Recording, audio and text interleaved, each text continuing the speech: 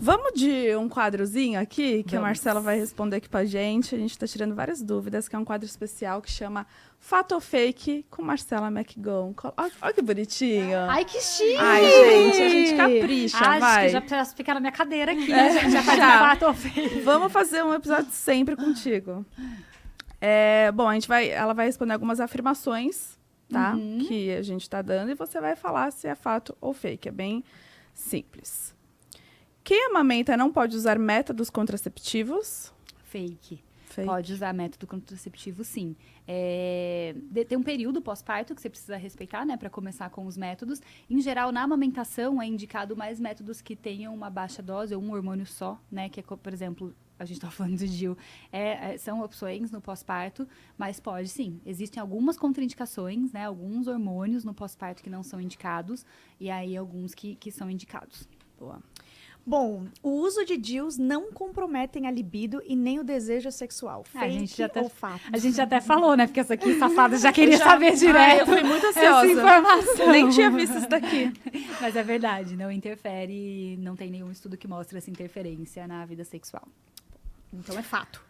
Fato. O uso de DIUs e outros métodos contraceptivos substituem o uso da camisinha, tornando-a dispensável. Fake, né? Assim, preservativo, método de barreira, é o método que a gente tem para prevenir de infecções sexualmente transmissíveis. Inclusive, outro grande problema que a gente tem na juventude. Então, o ideal é a associação de métodos. Entender a camisinha não como algo que você está usando só pela questão de prevenção de gravidez, mas sim pela prevenção de IST. Então, um não exclui o outro. Ó, para utilização de DIUs é necessário já ter engravidado anteriormente. Fake. Fake. O maior mito da história dos DIUs, além depois do bebê que nasce com ele na mão, é essa história de que você precisa ter engravidado antes, né? Não precisa ter engravidado. Hoje os tamanhos de DIUs são super pequenos, super pensado para úteros menores. Não existe isso, tá? Não tem idade mínima para colocar, assim, tendo vida sexual ativa, né? Tendo os exames e as indicações corretas, pode colocar. Então já fica o alerta aí para não Fake, acreditarem não em precisa ter tudo que engravidado, vejam, gente. né? Em tudo que a gente vê, a gente pode acreditar, pode ser um problemaço. E até o se comparar também, né? Que eu acho que isso que é o maravilhoso, assim, tipo, às vezes a gente fica dependendo do depoimento da outra pessoa, né? Você coloca e depois você me diz, que daí eu vejo se eu coloco. Mas não é bem assim, né? Não, total. A gente nunca, sempre que a gente tá falando de medicação, de método, né? Existem um monte de estudo para controlar isso, que é justamente, né? Um relato, ele não é a totalidade, ele não consegue te dar muita informação. Um relato é uma coisa muito pessoal. Então, os estudos fazem o quê? Muitas pessoas envolvidas, para você saber o que na maioria dos casos acontece, para você poder se basear, né? Porque uma história pessoal depende muito da minha visão de mundo, da minha tolerância para as coisas. Então, é muito inseguro você confiar no que uma pessoa falou. Tem algumas perguntas também que a gente tinha separado, que você falou que sempre recebe, né? Sim. Algumas a gente já respondeu, se DIU pode causar infertilidade, né? Você já... Não pode. Não. E sobre o neném que vai nascer com o DIU na mão também já foi respondido. Esqueci mais de 2 dias o que eu faço. Né, Acho que o pessoal aí falando de pílula, né? Isso vem muito, assim, esqueci não sei quantos dias, esqueci de tomar. Então, assim, a bula geralmente ela vem uma orientação. Em geral, quando a gente usa combinado, que são 2 hormônios, né? Que é estrogênio e progesterona, isso falando de pílula, tá, gente? Tá. Você tem 24 horas, mais ou menos, ali de ação dele. Então, 24 horas dele agindo, depois de 24 horas, se você passou essas 24 horas que você estava tomando, que você devia ter tomado, aí você vai descartar seguir a sua cartela e se proteger. Depende, cada um vai ter na sua bula, isso é super legal de conversar com o seu profissional quando você for escolher o método. O que acontece se eu esquecer? Mais de um dia, mais de 2 dias, o que eu tenho que fazer de proteção extra nesse período? E, de novo, é isso. Se é um método que você está esquecendo com frequência, essa pergunta, o mais importante sobre essa pergunta não é para ficar esquecendo com frequência. Não. Pode acontecer uma vez na vida, ou outra, aconteceu um episódio da minha vida que eu estava, sei lá, extremamente ocupada, esqueci, mas não é para ficar acontecendo sempre. Se você usa o método de maneira irregular, você diminui demais a eficácia dele. Então, assim, a eficácia dos anticoncepcionais orais, por exemplo, ela também é alta, mas para um uso que a gente fala que é o uso perfeito, que seria aquela pessoa que usa certinho todo dia, sem esquecer nada. Se você está fazendo um uso regular, um uso irregular, pior ainda, vai cair muito e as chances são muito grandes de engravidar. Então, assim, avalia se esse método é para você, mais do que ficar, sabe, assim, avalia se esse método é o ideal para você. Uma coisa que tinha no fake ou fato... Não, fato ou fake, que era... Cadê as perguntinhas aqui? Me perdi. Sobre... Ai, cadê? Quem amamenta não pode usar métodos contraceptivos, que você falou até que tem um período pós, né, gestação. Uhum. Qual é o ideal ali depois, caso a mulher, mais uma vez, engravidou, agora ela não pretende ali engravidar, não tem um planejamento de engravidar de novo, né?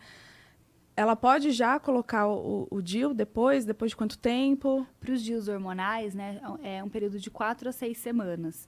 Os DIUs não hormonais, até existe algumas indicações se você quiser colocar no pós-parto imediato, mas aí tem um risco maior de expulsar. Então, o ideal é 4 a 6 semanas depois do parto, para a gente colocar mais tranquila, sem risco de expulsão. Beleza, fechou. Perguntas aqui que surgiram, tá? O que eu preciso contar para o médico na hora da consulta? Fluxo menstrual, doenças ou histórico familiar, libido, acne, inchaço, o que mais? Acho que você já meio que falou um pouco sobre isso, né?